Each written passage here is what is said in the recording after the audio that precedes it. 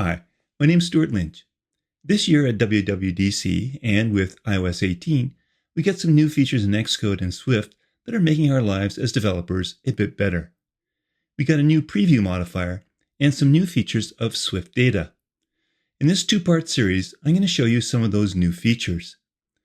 In this, the first of those two videos, I'm going to show you how you can build a JSON file representing MockData and import it into SwiftData models in an in-memory container that has both one-to-many and many-to-many relationships.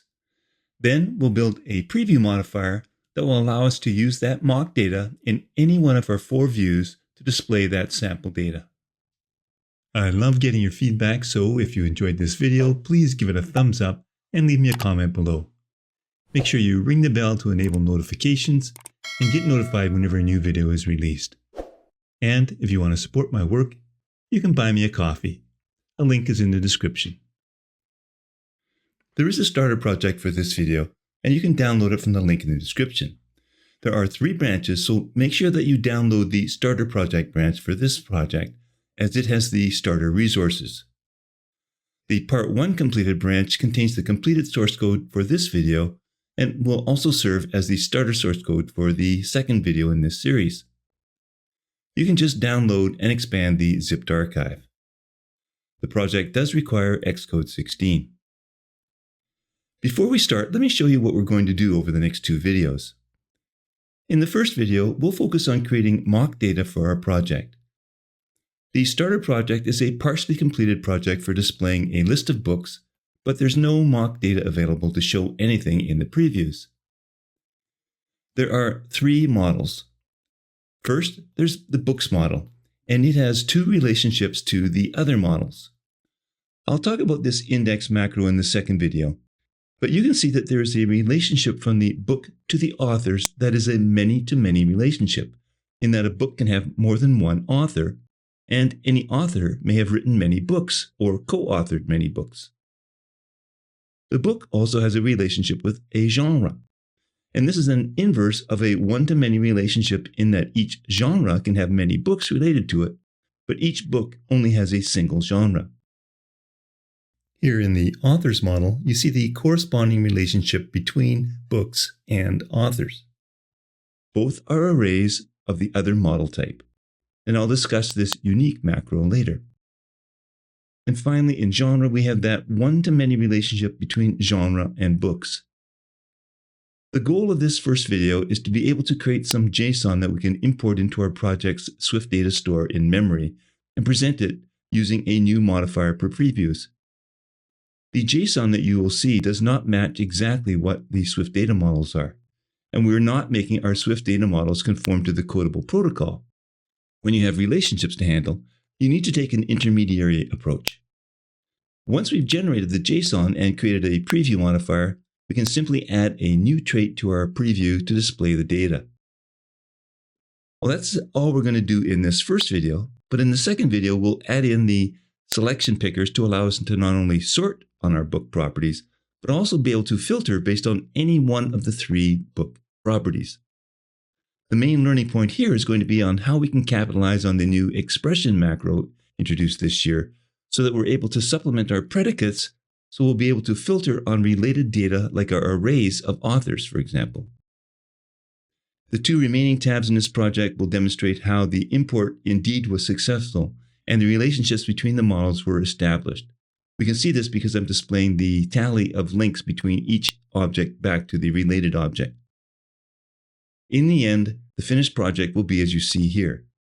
I've not included any functionality in this project for inserting, editing, or deleting records, except for here where I update the comment property for a book.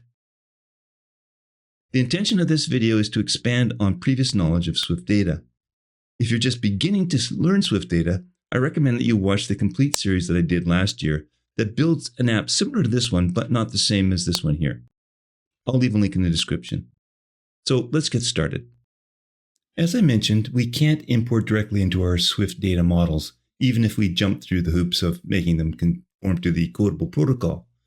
Instead, we'll need to create a corresponding model that will map corresponding properties to the properties in our models in a one-to-one correspondence and at the same time insert the objects into the data store and maintain the proper relationships. So right now we have these three models with these stored properties. There is a one-to-many relationship between a genre and a book. Each genre can have many books associated with it. And there is a many-to-many relationship here between books and authors, because each book can have many authors and each author can have many books. In a relational database system, there are primary keys and foreign keys that link one model to another. The primary keys must be unique, and the foreign keys are just basically the primary key of the related model. What SwiftData does is map these relationships to a SQLite database, and if you're familiar with core data, uses the built-in persistent ID as the primary and foreign keys. These values are created upon object creation, so we can't know them ahead of time, and they are read-only, so we can't build our JSON models for import based on those IDs because they don't exist yet. I'm going to basically replicate and modify these models as new ones, so I'll first create models by appending an I to the end. Now, since I'm defaulting the comment property to an empty string, my JSON won't have any comments, so I can remove that field from our book I model. In the one-to-many relationships between genre and book, we only need to be concerned with the foreign side of the relationship, which is the many side, which is books. In our import model, instead of this genre property being a genre type, it needs to be a string representing the unique key, and string properties represent the genre. And that's why I've marked this property here, the name property, as unique attribute to ensure that it is in fact unique and can serve as our primary key. So I can remove the array of books then from genre, and then I will handle the one-to-many relationships in code from genre to book.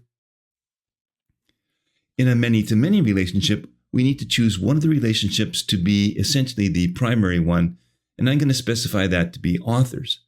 And you'll notice that I'm using a new macro in SwiftUI this year, and it's the unique macro.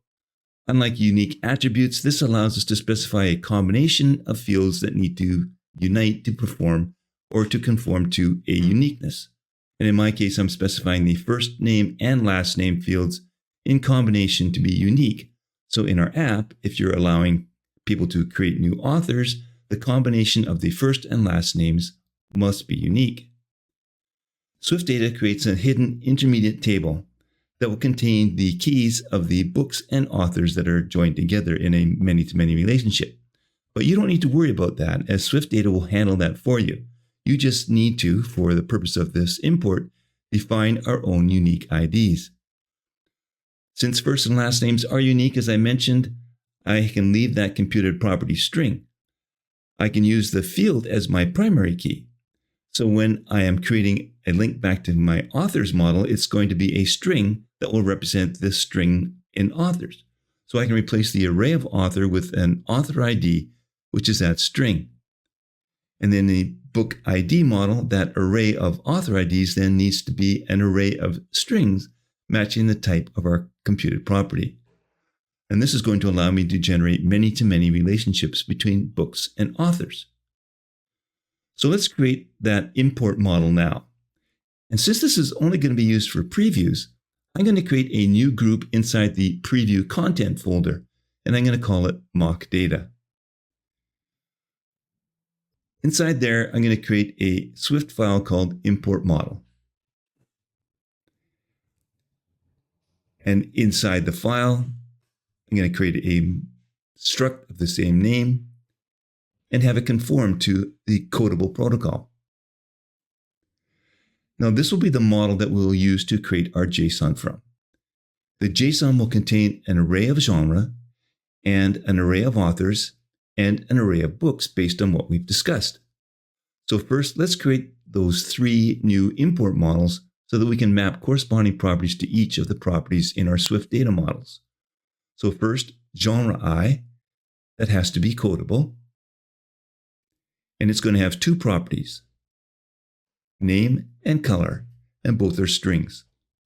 The primary key will be our unique name property, and I have some extensions that handle the hex value as a string that'll convert it to a color for our application.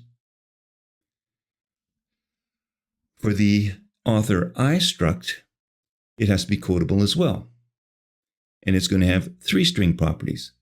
One for our first name, one for last name, and then we're going to create a new property called author ID that will serve as the primary key, and that will be concatenated first and last names. Then we'll need our book, which is quotable.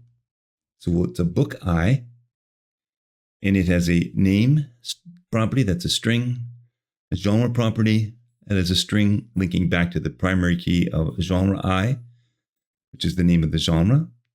And the final property will be the author IDs as an array of strings that will link back to an array of author IDs in our author's I model. Well, now for our import model then, all we need to do is create our 3 properties that we'll use for our JSON. First, there'll be genres, which is an array of genre I. Authors will be an array of the author I. And books, which will be an array of book I. So when I import this JSON, I'll import the genres and authors first. Then as I import books, I'll match up the genres and authors to create my relationships. So let's create our JSON for our model now. Our JSON then has to create 3 arrays, one for the genres, one for authors, and one for books. And we'll eventually build our database by decoding the array of genres and then authors, and those then will create our books and ensure the relationships are established. In the MockData folder then, create a new empty file and call it mockdata.json. Make sure that you change that extension from Swift to JSON. Now JSON always starts with a set of braces. And then within those braces, we're going to create key value pairs representing our 3 arrays. So the first one for genres and keys are strings. And then our values are going to be the array of genres. Then a comma for the second one will be authors as a string, which again is going to be an array. Then a comma separating. And then books. Again, the key is a string and the value is an array. Well, within each of the arrays, I'll need to create a key value pair representing our models. And I find it best to start with books. For example, I have a book that I like and it's called Good Omens. And it's a novel written by Neil Gaiman and Terry Pratchett. And the genre is a fantasy genre. So in the books array, I'll set up another JSON object with 2 braces. And then I'm going to add key value pairs for each of the properties that the keys are always strings. And the values will represent the types of our model properties. Just so happens all of ours are strings, but they can be a numeric and they can be Boolean as well. So first the name key, and the value is going to be the string Good Omens, the name of the book. The next key is genre, and as I mentioned, it's a fantasy. And then for the author's key, there are 2 authors. So I'm going to need to set up an array here, and in the array, it's just 2 strings, which are the concatenated first and last names of our authors. So first, Neil Gaiman, and then second, Terry Pratchett. So I can see then that I have a genre called fantasy, which means I'm going to have to create a genre for fantasy, where fantasy is the name. That's my unique key. So in that genre array, I'll set a new set of braces with 2 key value pairs for my genre I type. First is name, and it has to match what I used in my book, so fantasy. And then for the color, that's up to you. It's a hex value, and I use a set of extensions, as I mentioned in my project, to convert the hex value string to an actual color. So I'm just going to choose the hex value B33234. So next then, let's move on to authors.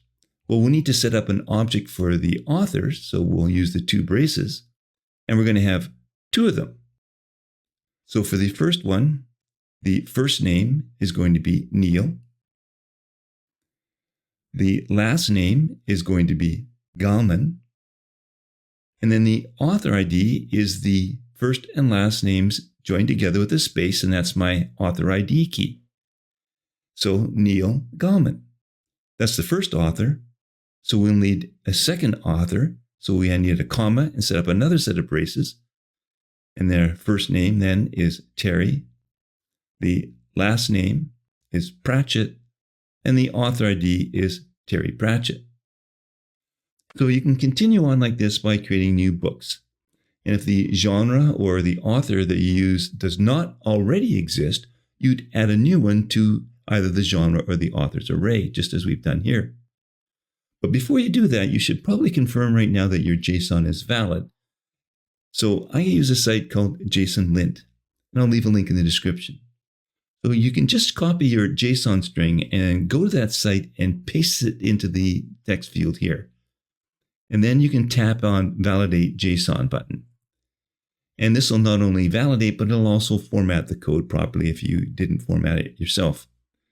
And you can see that my JSON is valid. So I can continue on.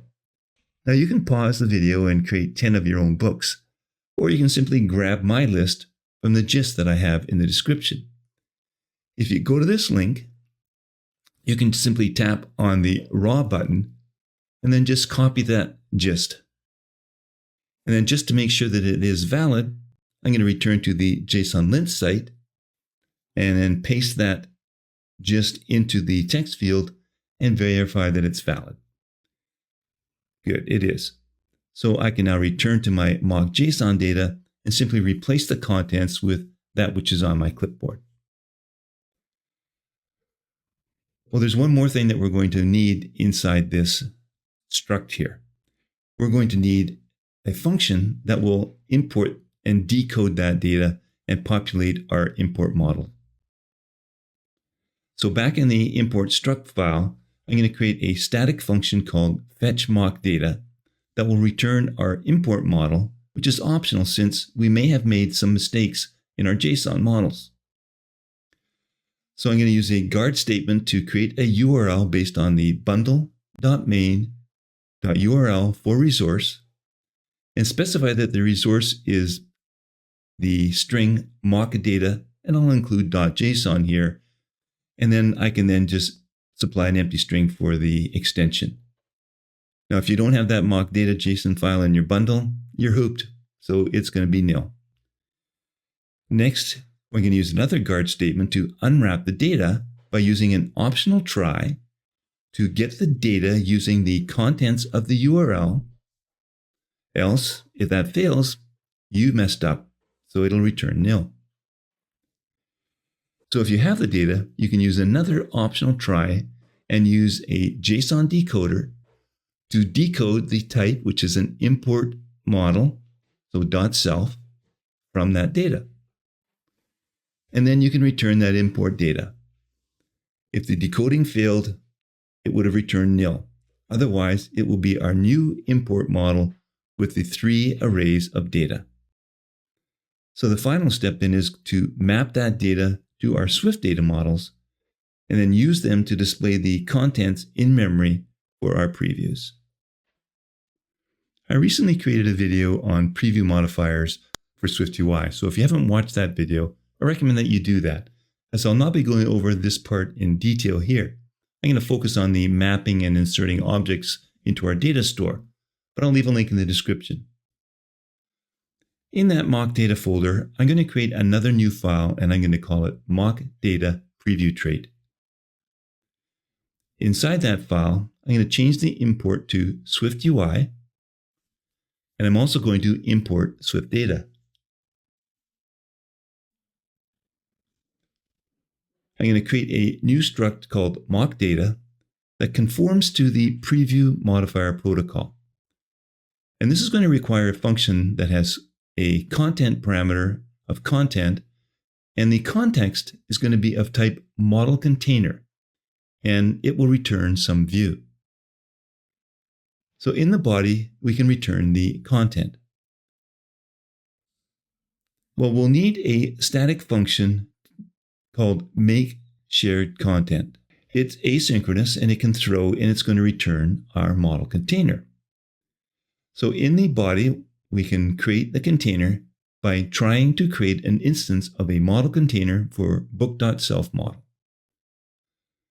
But I need to specify that for configurations, we'll use a model configuration where the isStoredInMemory property is set to true.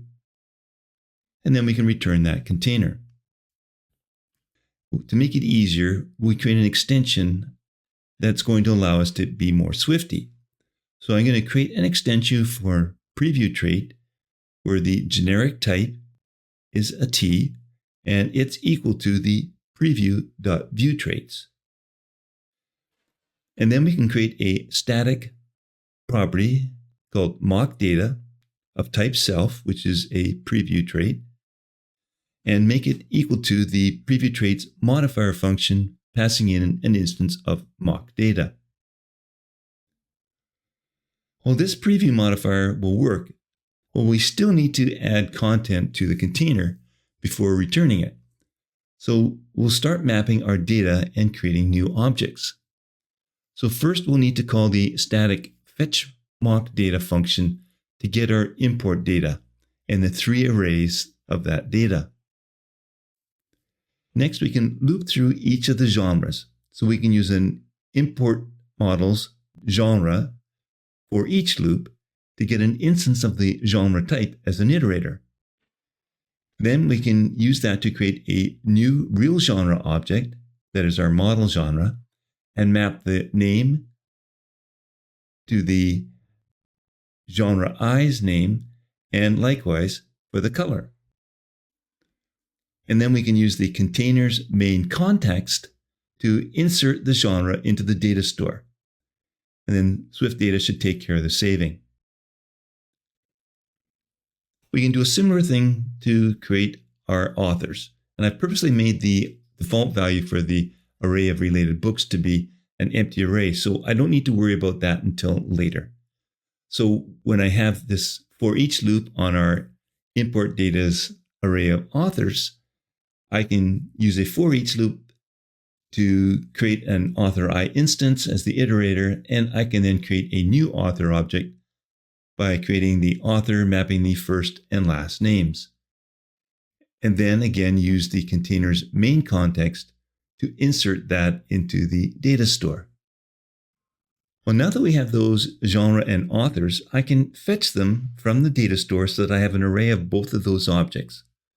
So I can get the array of genres by using an optional try, calling the container's main context fetch function, where the fetch descriptor is genre. And similarly, I can get an array of our authors by again using an optional try, the container's main context fetch function, requesting using a fetch descriptor of authors. Now, both of these are optional. So if it failed, I can't create books using these related values. So I'll need to use an if-let to unwrap both. So if-let genres and let authors. So now genres and authors are not optional. So if they do exist, then I can use another for each loop on the import data's books array to get a book I instance as an iterator.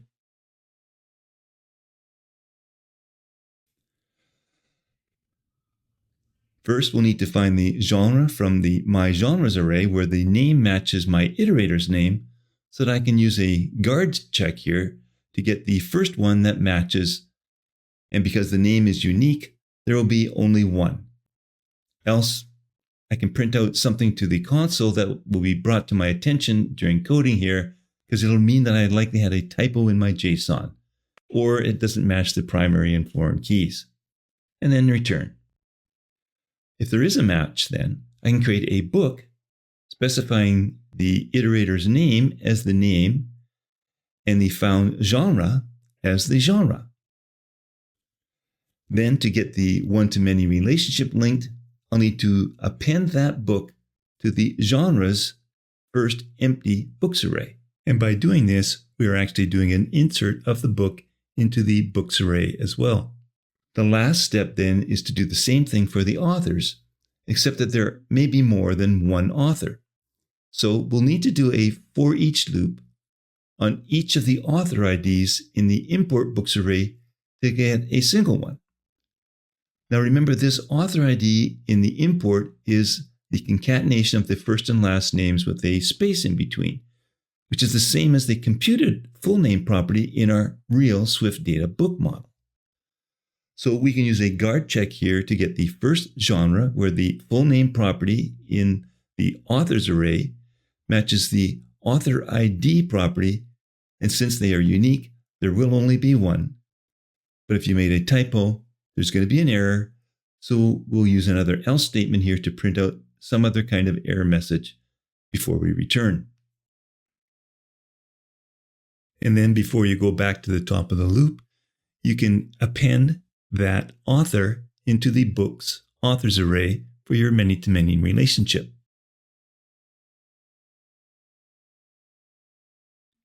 Now, of course, we have to use the container's main context to insert that book into the books array. Now, in a many-to-many relationship, you don't have to do the insert on the other side of the relationship like we did on the one-to-many. However, before this will work, we'll need to return to the body function here, where we return the content and apply that model container method, passing in the context that we just created, which is a model container. Well, the final thing we need to do is to use this trait. So let's go to each of the tabs view. So first, Books tabs view. Here we can specify an argument for the preview that's called traits, and then use our static MockData modifier preview trait that we created the extension for, and the books magically appear. So we can do the same thing for the Authors tab view. And in the Authors tab view, you see the inverse relationship is working as it tallies the number of books written by each author. We'll do the same thing in the Genres tab view. And you can see here I'm using a genre color as a background, but you also get to see the reverse many-to-many relationships working, as it shows how many books are within each genre. I need to go back now to the Start tab view and do it here as well. And from this view, you can see all tabs are working. On the Books tab view, though, I also have this comment button for each book. Remember, they are all empty strings by default, and that icon is an unfilled icon. If I tap on one of these buttons here, I can enter a comment. As soon as I do that, because it is a by name to our in-memory data store, the book gets updated and the comment icon is now filled, and that comment has now been persisted to the data store in memory. Let's take a look at the book comment view. Well, you can see that I had commented it out because we needed a book and I want that book to come from my in-memory data store. So I'm going to uncomment out the preview now, and I'm going to add that trait to fetch the mock data. And then we can use another new macro introduced this year that's going to allow us to create a query right inside our preview, so long as we use the @previewable macro. And then we can query the books model to get our array of books. And then when we want to present the book comment view, it's going to require a book. Well, we can pick any one of them. And we do know that we have some because we generated that mock data. So I'm just going to use the first one. And because that could have been optional, we can unwrap it. Well, that's it for this first video. And I hope you've learned something here new that you can use in your own projects going forward. But there's more to come. I hope you'll join me in the second video in this series where we complete the project as I outlined in the beginning, and a link to this video will be in the description.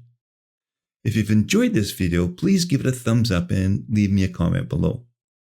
Be sure to subscribe to my channel and enable notifications so that you are made aware of new videos that I release. And you can also download my free channel listing app to be able to search for and find content from any one of my over 300 Swift and Swift UI related videos.